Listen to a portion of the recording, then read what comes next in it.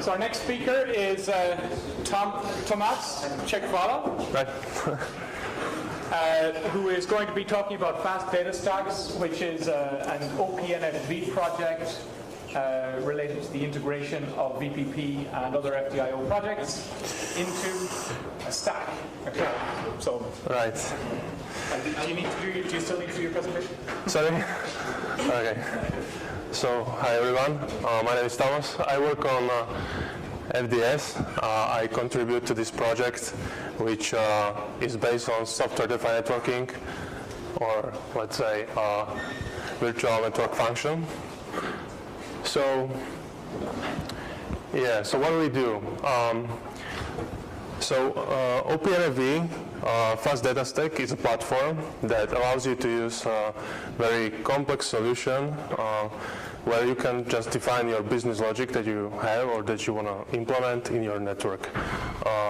Given the fact that you don't have to really care about how the devices are configured, all you need to be aware or all you need to define is some kind of topology or policy or some kind of rules, who can speak with who and how, and you don't need to care how that is done in the underlying network. So OPNFV is a pretty complex suite. It's designed in a way that you can just install it, and you don't really need to go through all the complicated installing of multiple components that is used there. And once you have it, then you can just use it out of the box, let's say. So in this picture, there's a very brief description of how when we decompose our problem, then we are operating mostly on the network controller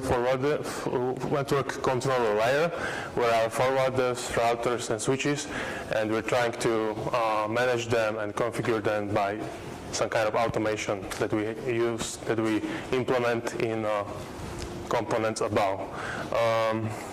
Then there's a virtual machine layer when we actually spin up a VMs in our suite. So you just need to tell, I want a VM on that node, and then all these suites should give you the node, and you can use it right away. And there are also services one layer above that takes care, let's say, about managing your nodes and running some services that are related to it. So let's say a metadata service that can inject some configuration to your node and other services. Okay, so there's Open Daylight. It's been discussed before. So we use that for configuring various underlying network types. We currently work on VPP. We also done some work on OVS, and also physical devices can be also incorporated in our suite. So when speaking about GBP, GBP is a plugin in Open Daylight, and it's a plugin that allows you to transform a policy into a network configuration of devices. So you take your logic, your business logic, use cases, and GBP will transform it in a config. So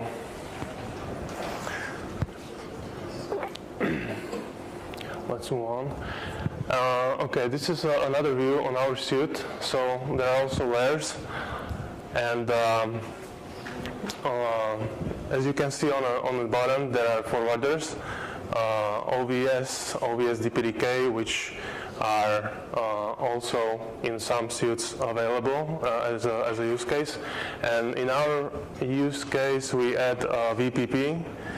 So our scenario is mostly OpenStack for controlling VMs and for having an abstraction layer on the very top. Then there is Open Daylight, where we use a GBP for receiving those requests from OpenStack and transforming them to underlying network, and also hypervisors for hosting the VMs, right? That's in the middle, and then there are forwarders. So We're currently trying to involve VPP as an underlying technology. So there are also other scenarios that currently are in progress. The first one, which you see with Apex, OpenStack, OpenDaylight L2, KV, and VPP, that's already what's working in our scenario. Then there is L3, which is in progress. So we kind of want to route traffic between the nodes without really touching the kernel space, but just keeping the routing in a user space by using DPDK. And there is also another scenario which is in progress, and that's that OpenStack directly talks to VPP. It's just that it exists. We don't really work on it now, but someone else is.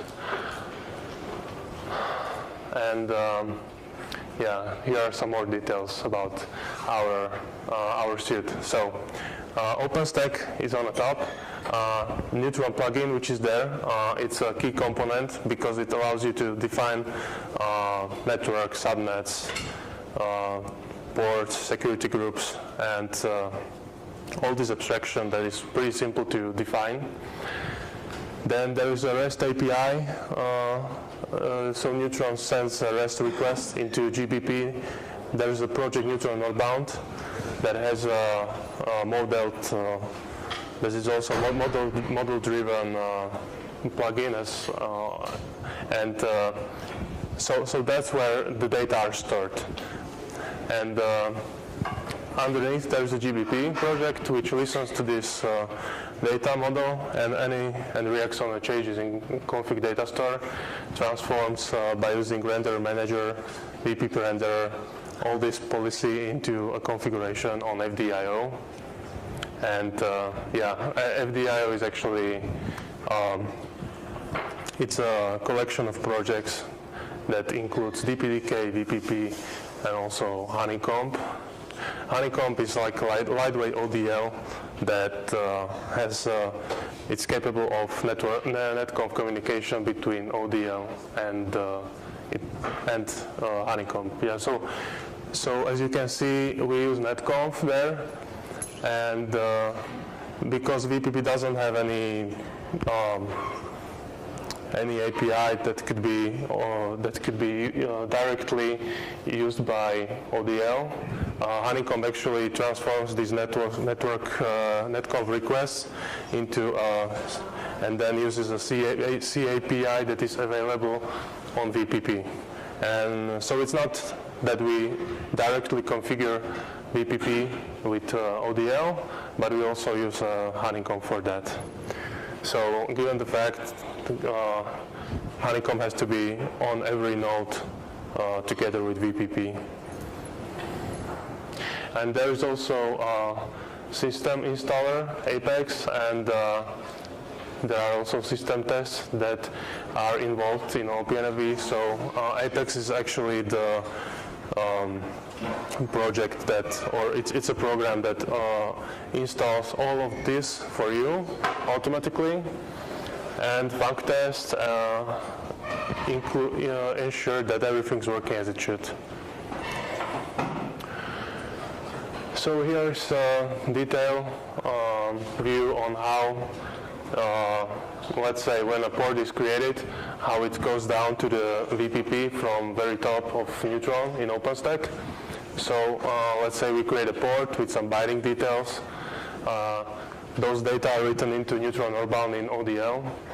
Then they are mapped to a GBP policy, because GBP is a standalone application. You can define any policy also in there. It doesn't need OpenStack. It can work on its own.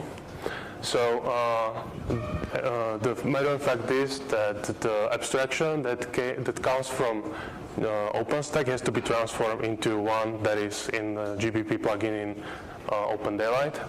And then we have pre-distributed rendering of configuration on different nodes, different type of nodes. So if there is a VPP node, then render manager will we'll create a configuration for VPP renderer, and VPP renderer, by using topology manager or directly sending requests to Honeycomb, can configure interfaces and bridge domains on VPP.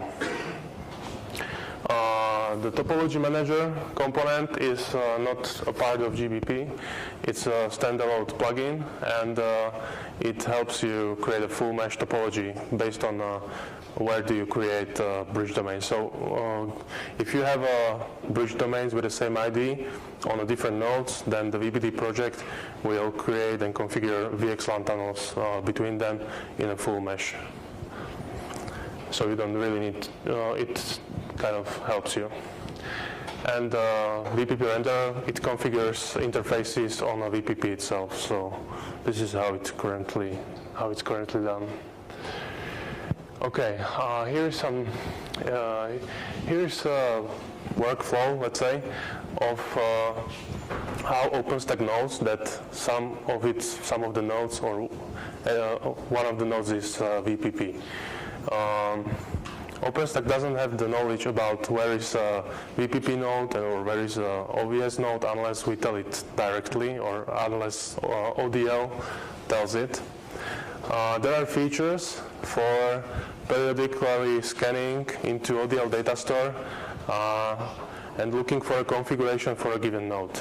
So it's a job of ODL to write data for OpenStack into its data store correctly, so that OpenStack can read those data and save the proper configuration for a given node into its database. It's called Agent Database. It's in Neutron project. So whenever there is a config read by networking ODL, those data are parsed and they are saved in this agent database. And then later, when you want to create a Nova instance or deploy a VM on a given node, then you, before Nova actually creates it, it looks into this database, looks for the configuration for a given node. If it finds that configuration, it uses that config, and then we'll create a vHost user interface right there on the corner. So Nova will create a vHost user interface in a server mode, and on the other way, ODL will receive a notification that port should be created. Networking ODL is going to tell it, and then GBP will configure an interface on a VPP vHost user interface, but in a client mode. So when the VPP detects the socket file on a VM and opens it, then the VM is successfully bound to VPP. Okay, so here we have a L2 scenario that we currently support. So as you can see, there are bridge domains on every node. We have same bridge domain ID on these three nodes. So VPD project configures VXLAN tunnels between them for us. And because it's L2 scenario, which means that ODL doesn't route packets, it only switches them or forwards them through the tunnels. Then we use QRouter, which is an OpenStack component for routing the traffic. So all we need to do here is to have some kind of centralized node where we create the tab interfaces, and they will connect to the QRouter, or let's say QRouter will take them into its namespace, and whenever there is traffic going from bridge domain to a different bridge domain, it has to go through the QRouter. The next scenario is L3 scenario, where we do the routing by using GBP, Open Daylight. So there's no need for having a queue router anymore. All we do is to configure routing on a VPP. So what does it mean? It means that you need to specify a VRF where you would like to forward the packets or route the packets. And into every bridge domain, you need to assign a BVI interface. So it's like an interconnection between a bridge domain and VRF. That's what BVI interface does. It's a L2 type of interface. And the third scenario I was talking about that lacks GBP or ODL entirely. It's shown here. So there has to be an agent on every node, which is actually managed by OpenStack, and OpenStack directly talks to VPP and configures it with CAPI. Okay, and now here's a simple cookbook for how to create a VM. So what you need to do is to get an image as shown there, and then by turning on huge pages and using a correct flavor, you can then create a VM out of that. There are also commands for creating a network, router, bridge, subnets, and ports. And then NovaBoot will spin up the VM, and VPP will ensure that, or GBP will ensure that it's going to be connected to the VPP. Okay, so here are some outputs of such a demo, but let me show you a brief video that we pre-recorded. Okay. Okay, let me stop it for a while. So this is a pretty complicated scenario that we're currently trying to work with. As you can see, there's a VXLAN tunnel, the green highlighted with the green color, and for which we would like to do some performance testing. So we are currently about to test some performance. But in this video, we're just doing switching between the green bridge domains on one, between those two nodes. So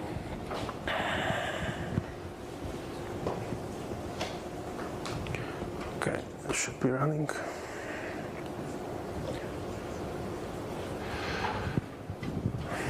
Okay, so here you can see interfaces on VPP. That's a command line output. So for VXLAN tunnels, we need the IP address so that they can reach each other. Okay, then we install or we start Karaf, and there's a grep command for seeing whether there was a connection between the nodes, the remote nodes, and the controller. Okay, so this is probably another node.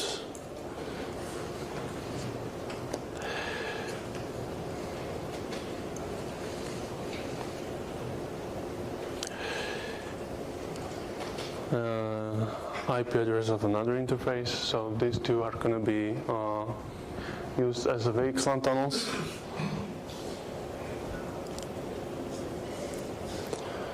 Okay, and now we are starting to create some abstraction with OpenStack.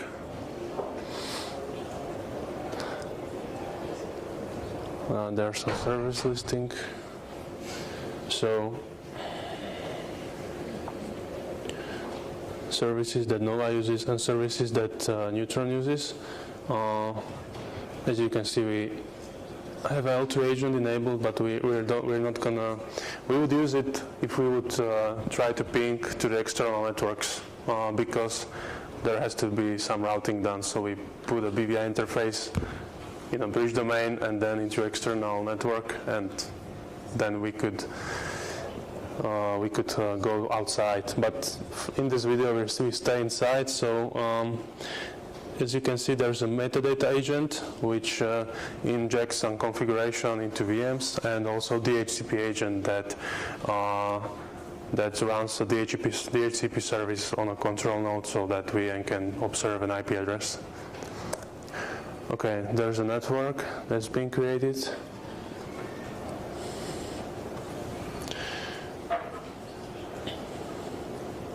A subnet.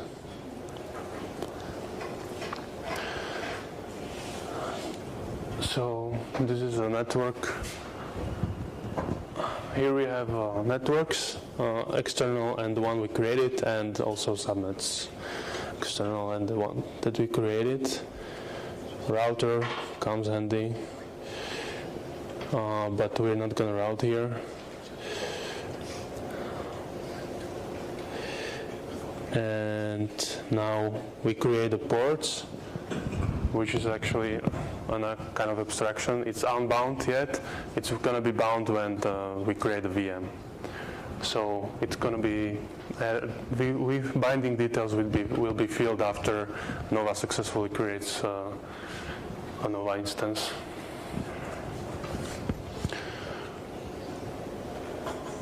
Okay, so here is a command for creating a. Yeah, now you don't see anything. Okay, so now we try to spin up a VM.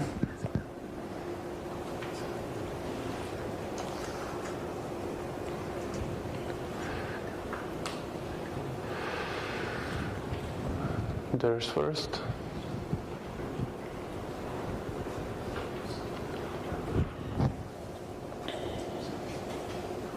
And VM on a second node. As you can see, availability zone defines the node on which the VM should be created. And this is Horizon, OpenStack interface for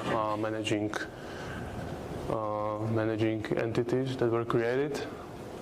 So we're going to log in there and look for VMs we created. Okay.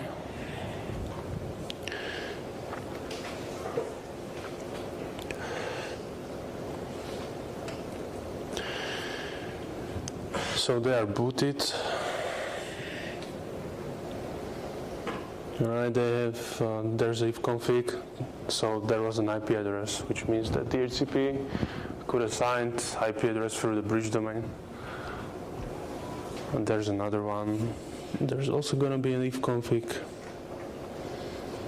And now some traffic. So now we're pinging QRouter, which means that VPP created a BVI interface in the bridge domain.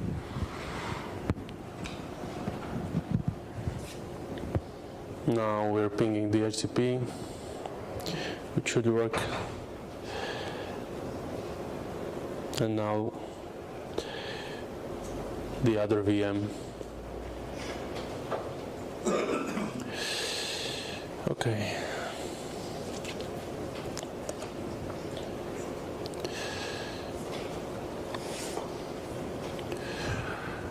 Okay, thank you very much for your attention. That would be everything from my side.